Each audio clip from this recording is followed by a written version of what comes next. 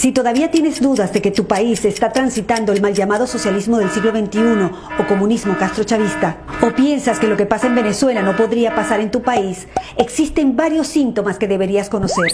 ¿Te lo digo o no te lo digo? ¿Te lo digo o no te lo digo? Te lo digo. Lo primero que debes saber es que los venezolanos tampoco creíamos que lo que pasaba en Cuba nos podría llegar a pasar, pero pasó.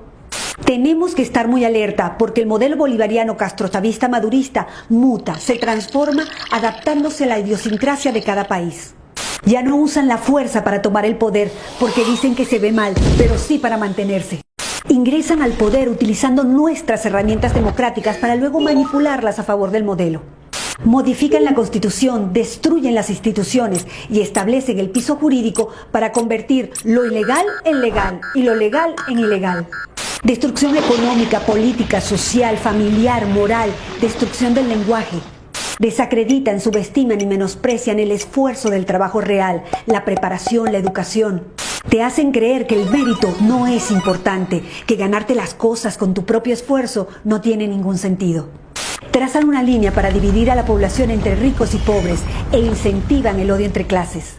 Siembran caos y división para poner a pelear sindicatos contra empresas, mujeres contra mujeres, mujeres contra hombres, hijos contra padres, alumnos contra profesores, civiles contra uniformados, capitales contra provincias, ciudades contra pueblos, marchas y contramarchas y hasta veganos contra carnívoros.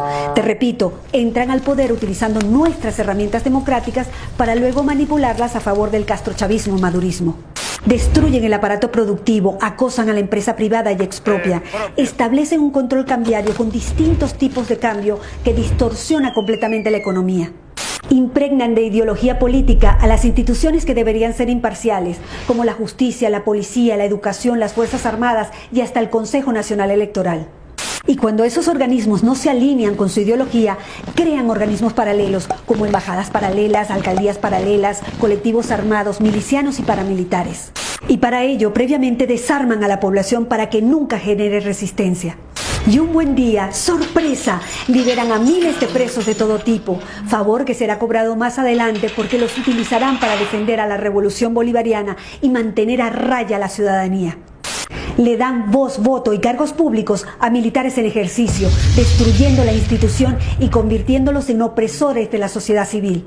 Generan planes, bonos y tarjeta alimentaria como herramienta de control para la sociedad y quien no se alinea a su ideología no come. Estigmatizan a los empresarios, a los ricos, a los profesionales independientes, a todo aquel que se esfuerza por ganar su propio dinero.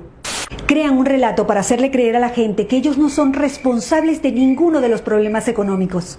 Y a la vez, crean un enemigo interno como los empresarios, los productores independientes, los productores petroleros, los productores agrícolas ganaderos. Y un enemigo externo, generalmente el Fondo Monetario Internacional, los capitales golondrina, los fondos buitre, los inversores extranjeros y por supuesto el imperio yanqui. Y hablando de Estados Unidos, vamos a romper un mito. Estados Unidos ha sido el principal socio comercial de Venezuela durante décadas. El único país que pagaba 30 millones de dólares diarios por la compra de petróleo. Por si no queda claro, Estados Unidos nunca nos bloqueó y nunca se metió. Las últimas sanciones están dirigidas únicamente a funcionarios corruptos del régimen y sus familias, que casualmente tienen sus grandes fortunas en Estados Unidos. Son expertos en propaganda política. Cuando ocurre algo importante, generan desinformación con noticias bizarras, absurdas, ridículas, desenfocándonos de lo importante y enfocándonos en lo frívolo e irrelevante. Para ello necesitan los medios de comunicación, comprándolos, tomándolos, generando grandes pautas publicitarias e incluso crean leyes de medios para imponer multas impagables. Por ejemplo, en Venezuela cerraron más de 3.500 medios de comunicación entre televisión, prensa, radio y medios digitales. Y cancelaron la transmisión de señales nacionales e internacionales de noticias. Encuentran la manera de diluir la división de poderes y crean nuevos poderes alineados a su ideología. En Venezuela eliminaron a la Corte Suprema de Justicia y a la Cámara de Senadores, instalaron un Tribunal Supremo de Justicia nombrando jueces a dedo, instalando así un suprapoder por encima de todos los demás poderes. Y adivinen qué, todos alineados con el régimen. Pero para sostener esta farsa democrática ante el mundo por más de 20 años, se necesita un actor indispensable en el falso juego electoral, gran parte de la oposición funcional al régimen. Además, el régimen se ha encargado de exportar la tecnología para el conteo y transmisión electrónica de votos a varios países del continente, desde Canadá hasta la Patagonia. En el exterior, como en un tablero de ajedrez, colocan sus fichas estratégicamente en los diferentes organismos internacionales para que actúen a favor de ellos en el caso que lo necesiten.